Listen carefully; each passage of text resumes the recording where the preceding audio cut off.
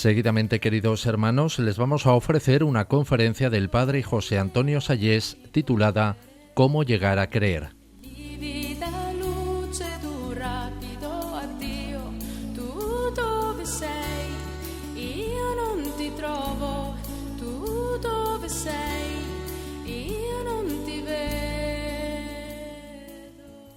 Queridos oyentes de Radio María, vamos a hablar en este momento de un tema que yo creo que es enormemente urgente hoy en día, la fe. ¿Qué está pasando hoy en día con la fe? Muchos pierden la fe y muchas veces no sabemos si la fe que nosotros vivimos es verdadera o no. Estamos en una situación, yo diría, de fideísmo. ¿Qué significa fideísmo? Pues una enfermedad de la fe, una fe que no tiene razones para creer.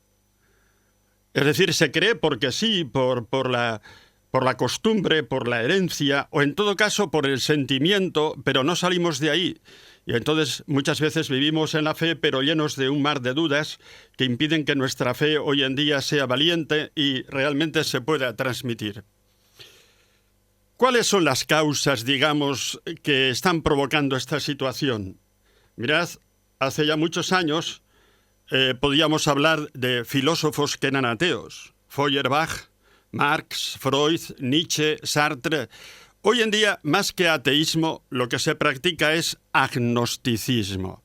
Es decir, yo no sé si Dios existe, no le puedo conocer, por lo tanto, no creo.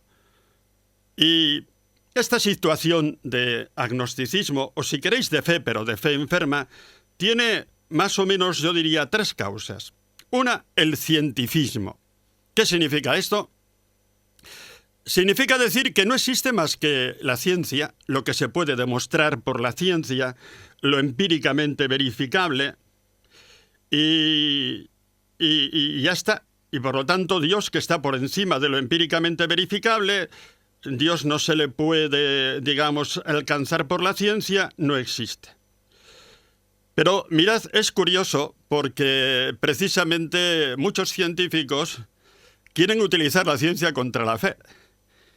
Y resulta que tampoco se puede. Ahora mismo Hawking, el famoso Hawking, que todos conocéis, acaba de decir que este mundo viene de la nada. Dios mío, señor Hawking, eso es hacer filosofía, eso no es ciencia, y mala filosofía. Cualquiera que haya estudiado un poquito de filosofía, seguramente un poco más que usted, pues sabe que de la nada no sale nada. Decir que de la nada sale algo sería negar el principio de no contradicción, que es un principio básico que se estudia o se debiera estudiar en filosofía. Pero más cerca de nosotros tenemos, por ejemplo, las excavaciones que se hacen en Atapuerca, Burgos, sobre el Homo antecesor. Ese homínido que existió, pues, hace 800 años, según nos dicen, pues el señor Arzuaga, que es uno de los investigadores, suele publicar libritos en los que viene a decir que no se puede creer en Dios, que la evolución lo explica todo. En el fondo se viene a decir, si el hombre se explica por la evolución, ya no necesitamos a Dios. Y realmente, pues eso también está haciendo su daño. Pero el señor Arzuaga suele también en sus libros cometer, o por lo menos en su doctrina tal como la entiende de la evolución, suele cometer fallos. Y atención, tengo que decir una cosa, que quede clara, que un católico y un cristiano puede aceptar la teoría de la evolución. Como dice nuestro Papa, el hombre de la razón, que todo aquello que se pruebe con la razón verdaderamente lo tendrá que aceptar un cristiano. Es verdad, no hay ningún problema.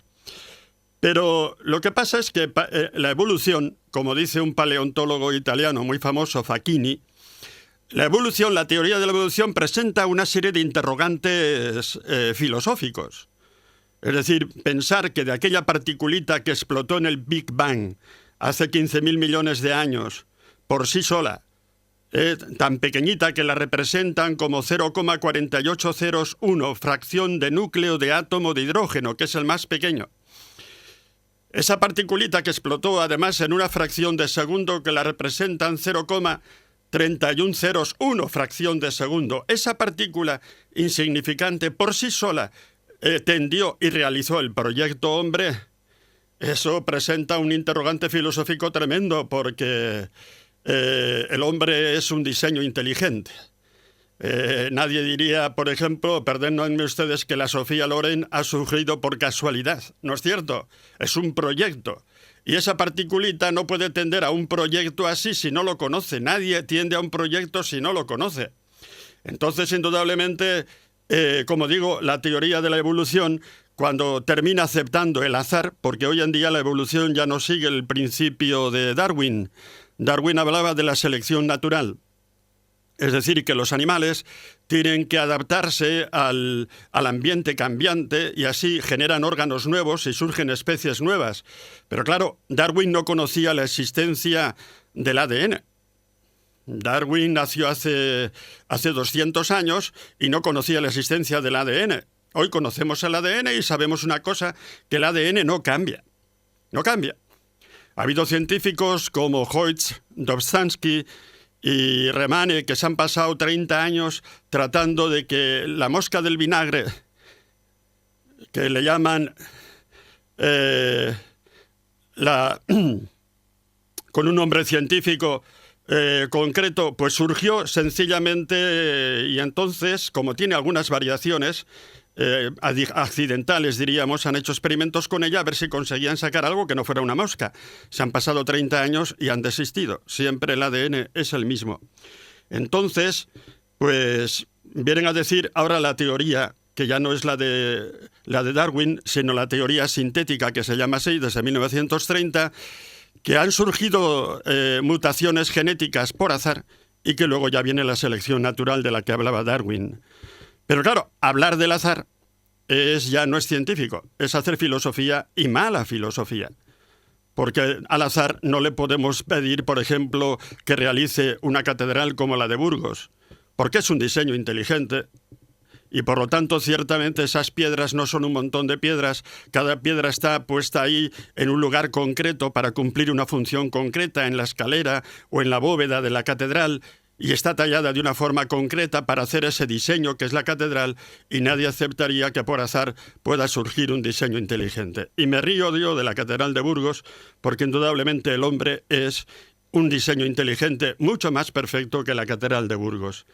Es decir, que el cientificismo además comete también otro error, porque cuando dice solo existe lo empíricamente verificable, este principio que ellos recitan así no es empírico, es un principio metafísico. Y están haciendo metafísica sin saber realmente y darse cuenta de ello. Solo existe lo empíricamente verificable. Ese principio no es empíricamente verificable, sino que es un principio nada menos que metafísico. Otra de las causas que está influyendo hoy en día, que duda cabe, es el relativismo. A la hora de mantener la fe, bueno, se piensa que todas las religiones son iguales, más o menos, pues son intentos de buscar a Dios, de buscar el sentido de la vida, de dar una respuesta al problema del más allá, y cada uno tiene su propia conciencia, se dice hoy en día. Además, como vivimos en España, donde ya no existe el bien y el mal objetivos, tenemos ya, digamos, unas leyes como la del aborto o las que permiten los matrimonios homosexuales, que ya no se basan ni siquiera en la ley natural. Hoy en día lo decide todo el Parlamento. El bien y el mal lo decide el Parlamento. Es el hombre que quiere determinar por sí mismo el bien y el mal. Y entonces, indudablemente, pues surge un relativismo que lo va empapando todo, se nos va metiendo en la cabeza y decimos, bueno, nosotros seguimos creyendo porque sí, pero no tenemos razones para creer. Y luego hay otra tercera causa de la que ha hablado el Papa hace poco. Este Papa que dentro de unos días, el jueves creo, va a ir a Inglaterra. Y le están haciendo una campaña en contra tremenda desde la BBC. Yo no sé si sabéis que el New York Times y la BBC están orquestando desde hace años una campaña contra el Papa y raro es el año que no sacan algún pretexto para meterse con él. Pues ya están haciendo una campaña antes de que llegue el Papa a Inglaterra. Bueno, el Papa irá allí y sentará los principios de los que quiere hablar y saldrá triunfante, por supuesto que sí. Pero la secularización, decía el Papa, es que realmente se ha quitado a Dios de la sociedad, de la moral. El hombre quiere vivir sin Dios. Y entonces las cosas no funcionan, porque además es un hombre abandonado a sí mismo, encerrado en sí mismo, que no puede respirar siquiera ni con la ley natural, ni con los mandamientos normales, que, como digo, son de ley natural. Por lo tanto, ciertamente esa secularización se nos va metiendo poco a poco dentro, de tal manera que, mirad, yo me toca viajar mucho, he dado prácticamente la vuelta al mundo dando clases por ahí. Y cuando vengo a España me doy cuenta enseguida de una cosa, que en España no se puede pronunciar en público el nombre de Dios. Es curioso, pero es así. En Italia, por ejemplo, la gente habla de Dios en la calle, en la televisión. En España no se puede pronunciar. Nuestros políticos, sean de izquierdas o de derechas, nunca pronuncian el nombre Dios. Y claro, sin el nombre Dios ni siquiera se puede fundamentar un derecho natural. Entonces vamos a ver, mirad, vamos a dar el primer paso, sin el cual creo que no se puede sustentar la fe, tratar de ver cómo el hombre no se puede explicar sin Dios. Hay una prueba de la existencia de Dios que, curiosamente, no viene en las vías de Santo Tomás, las famosas 5 vías de Santo Tomás que trae él en la Suma Teológica, sino que viene después, en la primera parte de la Suma, cuestión 118, artículo 2. Y es probar cómo el hombre tiene una dimensión espiritual, que es el alma, y ese alma no se puede explicar por evolución, no se puede explicar tampoco por generación. En todo caso, mirad, al hombre lo podemos entender de 2 maneras. O decimos que el hombre simplemente es pues un animal más evolucionado, pero sigue siendo pura materia, materia viva, pero materia. Y entonces, si el hombre no es más que materia, no podemos fundamentar la moral. Porque la materia la puedo utilizar como medio para mis fines, ¿no es así? Yo, por ejemplo, puedo comer pollo. ¿Por qué? Pues porque el pollo no es más que materia. Pero el hombre ciertamente es materia, eso lo vemos, no hace falta probarlo, pero tiene también un alma espiritual. Y es muy bonito demostrar la existencia del alma y luego preguntarse la gran pregunta que se hizo Santo Tomás en esa cuestión que he citado: ¿de dónde viene el alma? Vamos a probar primero la existencia del alma, porque después el alma nos va a llevar a Dios. Yo no sé si conocéis un científico norteamericano, Eccles, que se convirtió al cristianismo, al catolicismo, hace poco, pues porque llegó a creer en el alma, y el alma le llevó a Dios. Vamos a ver. Vamos a probar la existencia del alma. Una primera prueba que es evidente a mi modo de ver es la libertad. ¿Qué es la libertad? Libertad es autodeterminación. Yo ciertamente estoy determinado por los genes de mis padres. Soy calvo porque mi padre era calvo. Tengo una determinada altura porque estoy determinado por los genes de mis padres. Un color de piel porque estoy también determinado por el color de piel de mis padres. Ahora vengo de dar una semana de teología a unas monjitas en Navarra y son africanas de Kenia, ¿no? Ellas están determinadas en su color de piel pues por los genes de sus padres, como nosotros también. Pero por encima de la determinación genética, resulta que yo decido mi vida. Yo determino si me hago sacerdote o no. Yo decido si vengo a dar aquí esta conferencia o no. Eso es la libertad, autodeterminación. O sea que hay en mí algo que trasciende lo genético. Lo genético me determina, pero realmente, más allá de lo genético, si me determino a mí mismo, quiere decir que en mí hay algo que trasciende lo genético. Eso es el alma. De tal manera que hablar de alma es hablar de espiritualidad. Hablar de libertad es hablar de espiritualidad, es hablar de alma. Nadie me niega que el hombre es libre, ¿no es cierto? Pues no se puede creer en la libertad del hombre sin creer en un alma espiritual. Otra prueba. Ese científico del que os he hablado, Eccles, se convirtió porque él le hacía pensar siempre el tema de los gemelos, no los mellizos. Los gemelos son los que tienen el mismísimo código genético. Tienen que ser los 2 niños o los 2 niñas. ¿Entendido? Los mellizos ya tienen distinto código genético. Yo conozco 2 chicas, hermanas, gemelas, de Burgos. Si las veía juntas, las distinguía. Pero si no, tenía que preguntar a una de ellas: ¿cómo te llamas? ¿Eres tú o tu hermana? Porque ya no era capaz de distinguir, de iguales que son. Entonces, decía Eccles, en los gemelos entonces, que son radicalmente iguales desde el punto de vista genético, ¿cómo es que cada uno de ellos tiene la conciencia de tener un yo único? radicalmente irrepetible, absolutamente original. Eso ciertamente no se debe al código genético, porque es el mismo. Por lo tanto, tiene que haber en mí algo que trasciende lo genético. Eso es el alma. Muy bien dicho. Y después otra prueba. Se podrían poner, a mí me salen hasta 8 pruebas de la existencia del alma, se podía poner otra. Una vez, el que es ahora obispo de San Sebastián, José Ignacio Munilla, me llevó a ver las cuevas de Santimamiñe, cerca de Guernica. Y allí me enseñaron pues pinturas de bisontes, de caballos, de hace pues, no sé, 30.000 años, del Homo sapiens, ciertamente. Y enseguida te das cuenta de que ha vivido el hombre primitivo. ¿Por qué? Porque los animales no pintan. ¿Y por qué no pintan los animales? Porque los animales tienen un conocimiento meramente físico. Huelen, ven, oyen, incluso mejor que nosotros. Por ejemplo, la vista de un águila es superior a la que nosotros tenemos. La memoria de un elefante incluso es superior a la que nosotros tenemos. Pero no pintan. ¿Por qué? Porque para pintar hace falta llegar a un conocimiento que llamamos metafísico, que está más allá de lo físico, porque hay que conocer la esencia de las cosas, si no, no las pintas. Yo no puedo pintar un caballo si no conozco previamente la esencia del caballo, lo que es el caballo. Un cuadrúpedo con crines capaz de caminar. Entonces ya lo puedo pintar. Yo no puedo pintar este bolígrafo si no conozco lo que es la esencia de un bolígrafo. ¿No es cierto? Tiene que tener un depósito de tinta y después un sistema de escritura por bola. Entonces es bolígrafo. Entonces ya lo puedo pintar. Como los animales no tienen ese conocimiento metafísico para llegar a la esencia, no pueden pintar. Por lo tanto, si nosotros llegamos a conocer la esencia de las cosas, es porque tenemos inteligencia, que viene de intus legere, leer más allá y ver más allá, digamos, de lo meramente físico.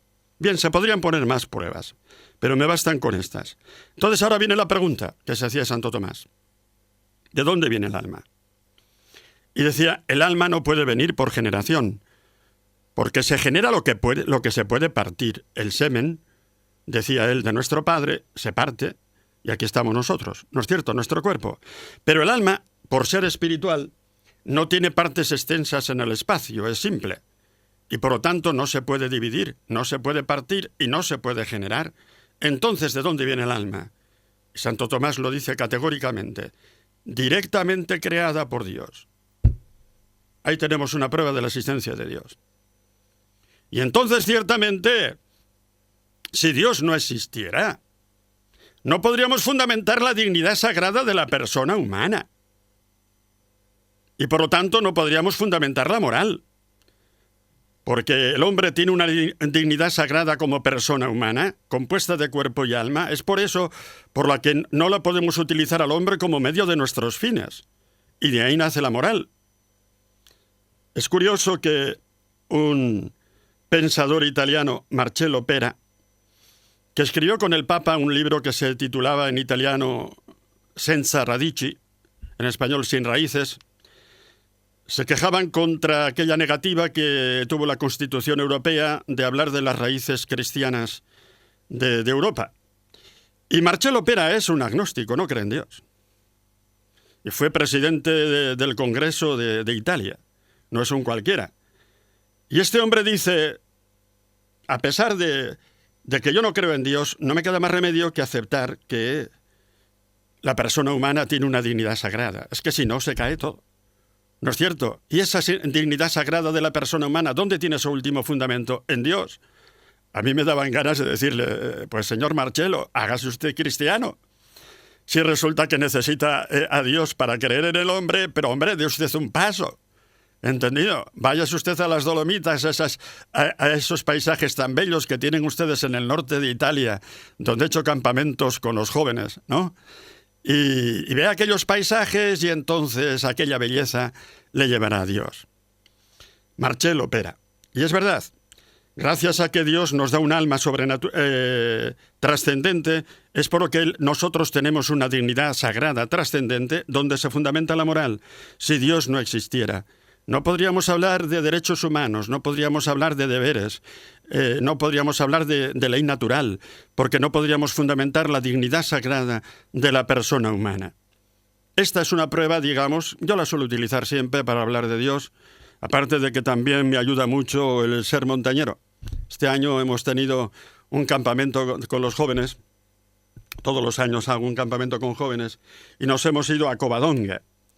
Y una de las marchas fue llegar con los coches hasta el puerto de Pan de Trave, 1.450 metros, desde donde se ve todo el valle de Valdeón, el sur de los picos de Europa. Más soleado siempre que el norte.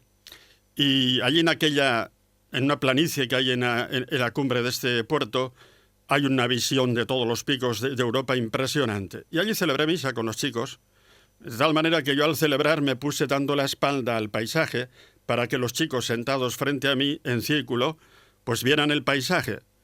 Y entonces yo tenía la sensación de que estaba celebrando la misa en la mejor catedral del mundo. No hay ningún obispo que tenga una catedral mejor que la que tenía. Los chicos se emocionaron con aquel paisaje.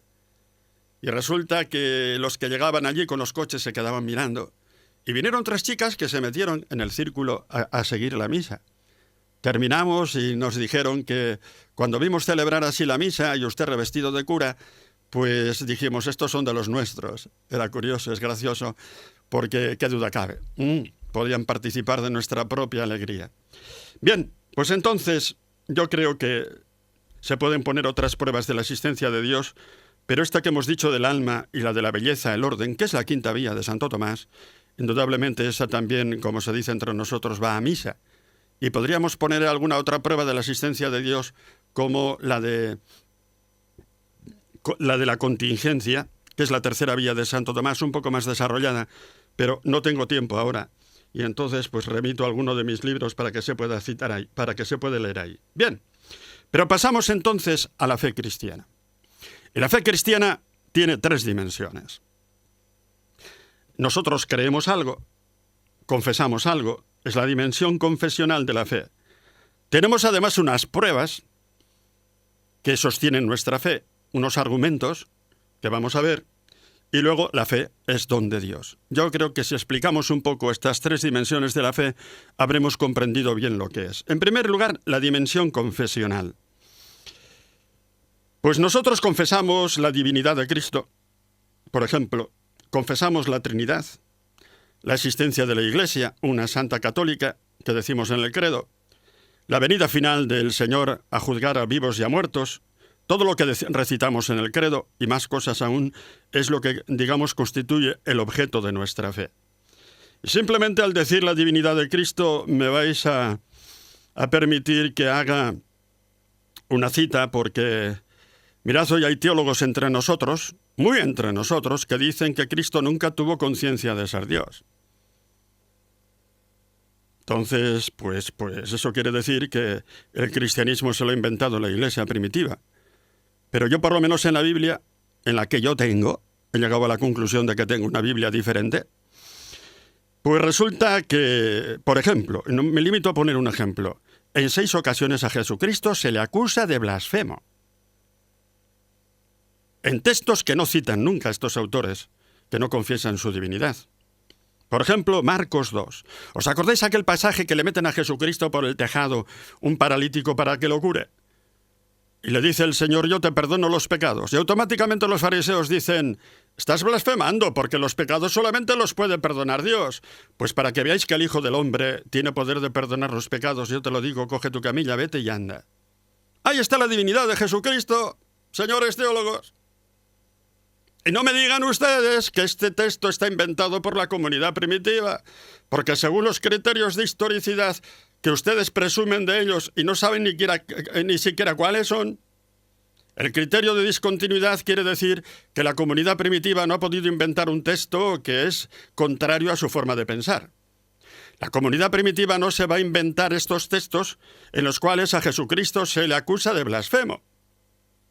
Ningún creyente se habría imaginado una cosa así, que a Cristo se lo pudiese, digamos, acusar de blasfemo. Pero es que además Jesucristo se llama Hijo del Hombre, que es un título que Jesucristo empleó 82 veces. Y que la comunidad primitiva nunca utilizó para llamar a Jesús. El cristianismo primitivo le llama, por ejemplo, un San Pablo, le llama a Dios, le llama Señor, Príncipe de la Paz. Por supuesto es el Mesías, pero llamarle a Jesucristo Hijo del Hombre, nunca. Todavía no tenemos en el cristianismo, en 2000 años de vida, una sola oración que diga, oh Señor, tú que eres el Hijo del Hombre, te pedimos, ni una, en 2000 años.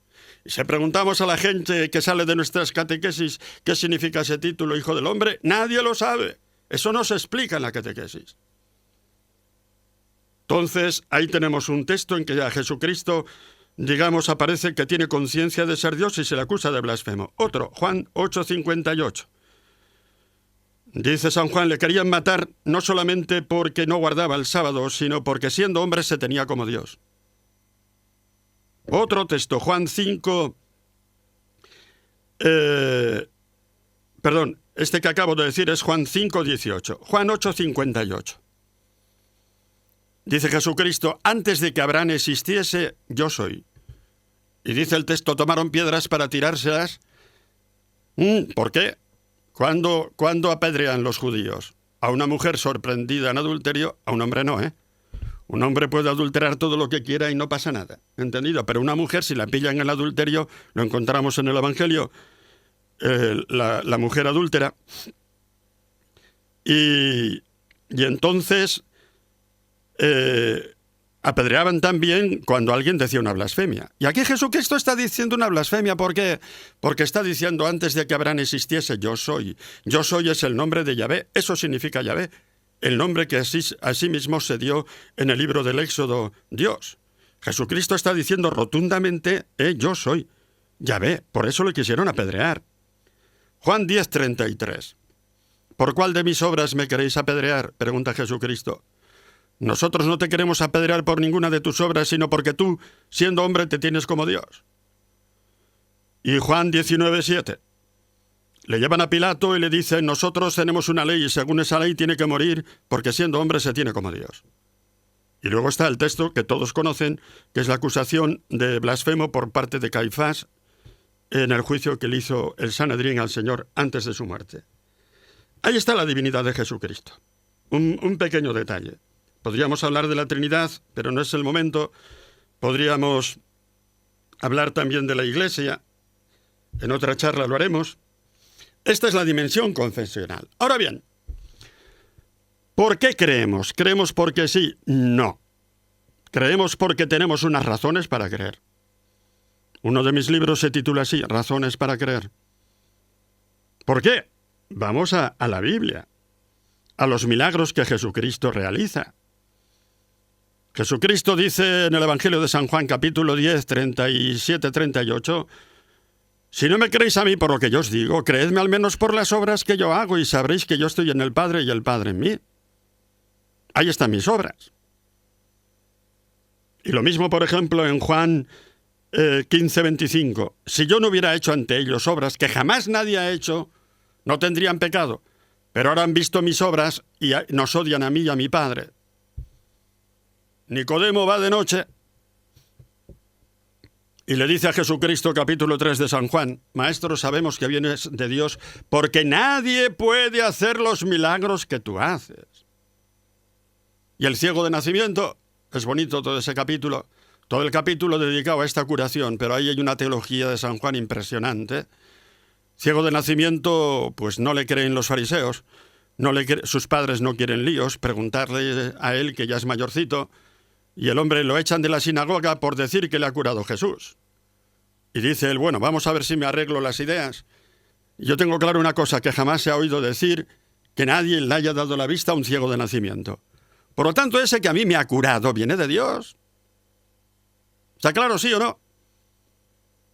Y Jesucristo, por ejemplo, echa en cara a las ciudades de Corazoain y Betsaida y Cafarnaún en no haber creído. Porque, habiendo visto las obras que han visto, ¿no es cierto? Les echa en cara que no se hayan convertido. Ay de ti, Corazoain, ay de ti, Betsaida, ay de ti, Cafarnaún. Si en Sodoma y en Gomorra se hubieran hecho las obras que yo he hecho ante vosotros, hace tiempo ya que se habrían convertido. Si Jesucristo las condena a esas ciudades, es porque Él con sus milagros les ha dado pruebas de que viene del Padre, de que es Dios como el Padre. Ahí están, por lo tanto. Hay otro texto también muy bonito, en el capítulo 4 del libro de los Hechos, había un paralítico en Jerusalén que pedía limosna, paralítico de nacimiento, que pedía limosna en la puerta del templo, y les pide limosna a Pedro y Juan. Y le dice Pedro: nosotros no te podemos dar oro y plata, que no tenemos, pero en nombre de Jesús, levántate. Pegó un brinco y se levantó. Y claro, los fariseos se reunieron y dijeron: caray, como no paremos esto, se convierte toda Jerusalén a esta gente. Entonces quisieron matar a los apóstoles, Pedro y Juan, pero luego no se atrevieron porque podría haber un levantamiento, ¿no?, en la ciudad, y determinaron darles una paliza y prohibirles que siguieran predicando a ese.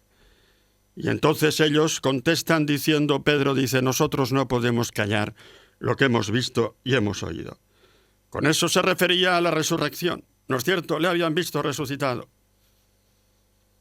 Y ahora no tengo tiempo para hablar de la resurrección, pero dejadme que os diga un par de cositas sobre la resurrección. El hallazgo del sepulcro vacío lo tenemos en los sinópticos, partiendo de Marcos, el capítulo 16, que es el último capítulo, cuando las mujeres, el primer día de la semana, el día del sol, que así le llamaban a lo que nosotros llamamos ahora domingo, día del Señor, pues fueron allí y se encontraron el sepulcro vacío. Y ese relato después lo trae Juan en el capítulo 20 y habla de la Magdalena, y por cierto la Magdalena habla en plural, se han llevado el cadáver del Señor, y no sabemos, en plural, se refiere a que iban otras mujeres con ella, dónde lo han puesto. Y entonces fue a decirles precisamente a Pedro y a Juan eso, que el cadáver de Jesús no estaba ahí. Estaba preocupada porque alguien se lo habría llevado. Y fueron Pedro y Juan corriendo al sepulcro. Llegó primero Juan, que era el más joven, se asomó y vio las vendas en el suelo y no entró. Luego vino el jefe, Pedro, que seguramente tenía una buena barriga, ¿no? Y entonces entró, vio las vendas en el suelo y el sudario plegado aparte y vieron eso. Pero fijaros, si lo leemos en griego, no dice que las vendas estaban en el suelo, sino que las vendas estaban keimena, es decir, echadas, yacentes, sin contenido. Desinfladas, diríamos. O sea, seguían atadas, pero sin contenido. Por eso San Juan dijo que vio las vendas así y creyó, porque se dio cuenta que si seguían atadas, ¿no es cierto?, solo desinfladas, pues entonces no habían robado el cadáver. Por eso dice el que vio y creyó. Y luego están las apariciones, que son las que dan la verdadera certeza. Y al hablar de las apariciones se emplean verbos como faino y faneró, que significan mostrarse visiblemente. En español tenemos plantas criptógamas y fanerógamas, nos decía el maestro en la escuela de mi pueblo. Criptógamas, decía, aquellas que tienen los gérmenes, los órganos reproductivos ocultos. Fanerógamas, aquellas que las tienen visibles. Ese verbo faneró, en aoristo pasivo, faneroce, se apareció. Se está diciendo se hizo visible el Señor. ¿No es cierto? Y lo mismo el verbo faino, que también aparece en español, en la palabra epifanía, cuando el Señor se muestra a los reyes, ¿no es cierto?, la epifanía, visiblemente. Y curiosamente, para hablar de una experiencia interior, de un éxtasis, los apóstoles tenían otro término, que es el de jórama, para hablar de visiones. Por ejemplo, San Pablo, cuando en la segunda carta a los Corintios, capítulo 12, habla de las visiones que él ha tenido. Y una me llevó hasta el tercer cielo, y tuve una cristofanía. Dice eso, que son visiones. ¿Entendido? Y ahí emplea el término de jórama. Pero ese término de jórama no lo emplean los apóstoles nunca, ni una sola vez, para hablar de las apariciones del Señor. Son otra cosa, le han visto. Y luego, indudablemente, pues nuestra fe se basa en todo esto. Tenemos motivos para creer, no creemos porque sí. No creemos porque sí. Eso no pasa con los musulmanes. Me vais a perdonar que sea claro en este sentido. Si vosotros leéis el Corán, ahora se está hablando tanto del Corán porque han querido quemar unos cuantos Coranes, cosa que ciertamente no se puede hacer, ¿no? Porque tenemos que respetar todas las religiones. Pero el que respetemos las religiones no significa que tengamos que callar las verdades. Y yo no puedo callar una verdad. Y es que cuando Mahoma en el Corán habla de la revelación que él ha tenido, pues dice que hay que creerle. Y ya en su tiempo en la Meca, los judíos que vivían allí le decían: vamos a ver, señor Mahoma, nosotros creemos en Yahvé, pero es que nuestro Dios ha hecho grandes milagros, como los del paso del Mar Rojo con nuestro pueblo, o el tremendo milagro que hizo Elías en el Monte Carmelo. Entonces tú, ¿qué milagros haces que justifiquen que has tenido una revelación de Dios? Y él dice siempre en el Corán que no son necesarios, que le tenemos que creer porque sí, que él no hace milagros. Pues en ese caso me vais a permitir una cosa, que yo también puedo inventar una religión. Tengo el mismo derecho que Mahoma. El mismo. ¿Entendido? Ahí no hay justificación de la fe. El cristianismo sí. El cristianismo se ha llevado siempre bien con la razón. Siempre se ha llevado bien. Ahora bien, hay otra dimensión de la fe. Es un don de Dios. Aunque sepamos ya lo que tenemos que creer, aunque hayamos estudiado a fondo los milagros. Yo los he estudiado a lo largo de mi vida y todavía no he encontrado una razón para dejar de creer en ellos desde el punto de vista histórico-crítico. Ni una sola razón. Y entonces, pues los podemos estudiar críticamente, con ese método histórico-crítico, a ver si responden a la historia o no.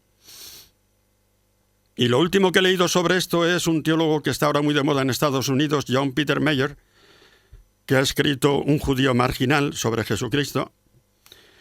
Y curiosamente admite prácticamente todos los milagros de Cristo como históricos, este hombre. Lo que pasa es que después tiene un concepto de milagro que no es un verdadero concepto, que no le permite deducir con certeza la intervención de Dios. A ese hombre le falla, como buen norteamericano, le falla la filosofía. ¿Me habéis entendido? De eso no andan muy bien en Estados Unidos. De ciencia mucho, pero bueno, y ahora también andamos mal aquí. Y entonces, pues, ahí están los milagros. Bien, aunque demostremos que esa palabra viene de Dios, resulta que luego la fe tiene otra dimensión. Tú puedes ver incluso un milagro como lo vio un tal Alexis Carrel. ¿Lo conocéis? Alexis Carrel era premio Nobel de Medicina francés. Y en el año 1903 hizo un viaje a Lourdes. Él había oído hablar de los milagros de Lourdes, no se lo creía, pero le picaba la curiosidad y fue allí con un grupo de enfermos de una clínica suya privada. Y entre ellos llevaba una chica que tenía una peritonitis tuberculosa. Y de esa chica dijo: si se me cura esta, me hago fraile. Se le curó delante de sus narices. Él tuvo que hacer un informe de cómo estaba esa chica, que ya lo había hecho, y cómo la encontró después. Premio Nobel de Medicina, no eran cualquiera. Pero ¿qué pasa? Le costó mucho convertirse. No se convirtió al día siguiente que va. Le costó años. Porque después, aunque tú tengas unas razones para creer, este hombre se jugaba el prestigio suyo de premio Nobel en los ambientes cultos de París. Entonces muchas veces hay una lucha interior del hombre, aunque tú te estudies a fondo todos los milagros de Cristo, hay una lucha interior. ¿Por qué? Porque si es verdad tienes que convertirte. Tienes que cambiar de vida. Y tienes que dejar de pecar. Y tienes que llevar adelante la castidad, sin concesiones. Y eso cuesta sangre a veces. Y hay en una lucha interior. ¿Me decido o no me decido? Y ahí viene la gracia, el don de Dios que toca nuestro corazón y que te da el empuje para creer. Y dicen: bueno, ahí me las den todas. Yo me voy a convertir, ¿no es cierto? Y se acabó. Alexis Carrel lo decidió. Se convirtió y al poco tiempo se murió. El Señor tuvo paciencia para que... Es curioso cómo Dios respeta nuestra libertad y nuestra tozudez. Tiene una paciencia infinita. Pero al mismo tiempo todo el que busque la luz la tiene ahí. Entonces, claro, con esa fuerza de la fe, la fe tiene una dimensión de confianza en Dios, de entrega, que se realiza sobre todo por la confianza. Hay 3 milagros que a mí me gustan mucho en los evangelios, que es el del centurión, ¿os acordáis? El centurión baja desde Cafarnaún a buscar a Jesucristo para decirle, tengo un criado que está enfermo. Le dice Cristo, bueno, pues vamos para arriba. Y le dice el centurión, no hace falta. Basta que tú digas una palabra, y mi siervo quedará curado. Y Jesucristo dijo, no he visto una fe como esta en todo Israel. Qué bonito es esto. Al Señor lo que más le gusta es la confianza. O por ejemplo la cananea. ¿Os acordáis de la cananea? Había bajado de Tiro para que le curara a su hija. Había pasado la frontera. Y el Señor la pone a prueba. Tú no sabes que los perros no comen a la mesa de los señores. Y aquella mujer contesta diciendo, sí, pero a veces los perritos se alimentan de las migajas que caen de la mesa de los señores. Y el Señor le emocionó esa fe y le dijo, anda, vete que tu hija está ya curada. O la hemorroísa, capítulo 5 de San Marcos. Esta mujer tenía una disfunción de las reglas, perdía mucha sangre, se había gastado todo el dinero en médicos. Le daba vergüenza pedirle al Señor delante de la gente que le curara de esa enfermedad. Y fue por atrás y dijo, si le toco el manto me curo. Nada más tocarlo ya sintió que se había curado. Y se vuelve a Jesucristo y dice, ¿quién me ha tocado? Hombre, ¿quién te ha tocado? Te están achuchando por todas las partes y dices, ¿quién te ha tocado? Él sabía que había salido una fuerza de él. Y le dijo, vete que estás curada. La confianza en Dios. Entonces, ¿qué significa esto? Pues que a Dios le podemos pedir por todas las cosas. Le podemos pedir que haga milagros. Yo le rezo a Dios todos los días 3 veces por España. Como yo no la puedo arreglar. ¿Entendido? Yo amo a España. Tanto que hoy mismo me he alegrado porque ganara Rafa Nadal. Porque si gana Rafa Nadal, gana España. ¿Entendido? Y rezo 3 veces al día en la misa, en los laudes y en las vísperas. Le pedimos a Dios por todo, menos por el fútbol. Ahí no podemos meter a Dios, ¿de acuerdo? Ahí no. Y con confianza total. Hacer bien lo poco que podemos y después pedirle a Dios que haga milagros que nosotros no podemos. Entonces, esto es, si nosotros tenemos fe, pues sabemos de dónde venimos y a dónde vamos. Porque vivimos en un mundo que ya no sabe ni de dónde viene ni a dónde va. La gente anda perdida. Decía hace poco un escritor español creyente en un diario de tirada nacional, hace poco, el día 21 de agosto, que ya la Iglesia no habla del fin del mundo. Los curas no hablamos del fin del mundo, y eso es verdad. Yo testifico que eso es verdad. No nos atrevemos a hablar del más allá. Ni siquiera hablamos del cielo, mucho menos del infierno. No nos atrevemos. Por ignorancia, por miedo, por complejo, por lo que sea. Pero, señores míos, si tenemos fe, sabemos de dónde venimos y a dónde vamos. Y no es poco vivir en este mundo así. Porque en todo caso podemos ir al martirio. ¿No es así? Muy bien. ¿Y qué? ¿Y qué? Es que pasa además otra cosa. Que si dejamos nuestra fe, no es que tengamos una alternativa. Porque hoy en día no hay una filosofía que te pueda entusiasmar. Yo me he hecho una síntesis filosófica, pues porque la necesitaba yo. Un día, pues nos levantamos de la cama y nos dimos cuenta que el tomismo ya no existía. Y que han ocupado el lugar, pues, Karl Rahner, que con todos los respetos, tiene una teoría del conocimiento completamente idealista, hay que decirlo. Yo me lo he leído. Claro, lo que pasa es que Rahner tiene una ventaja, que tiene un lenguaje muy difícil y la gente que le lee piensa que es inteligente por eso, porque no le entiende. No, señores, yo lo he tenido de profesor. Y nos hemos caído en las manos de la fenomenología de Husserl. Entonces hay que volver otra vez a tener una filosofía que hoy no existe. Hay que coger lo bueno del realismo tomista, mejorarlo, porque se puede mejorar, ¿no es cierto? Pero es que hoy en día no hay nada. Y entonces no hay ninguna alternativa a la fe. Y eso sí, si queremos mantener la fe, pues hay que rezar. ¿Y cómo se reza? Yo tengo una fórmula. ¿Cómo rezan los niños? ¿Lo habéis entendido? Ah, sí. La mejor forma de rezar. Pues nada más. Espero que esto os haya servido para recuperar la fe, para vivirla con más alegría. Hasta pronto.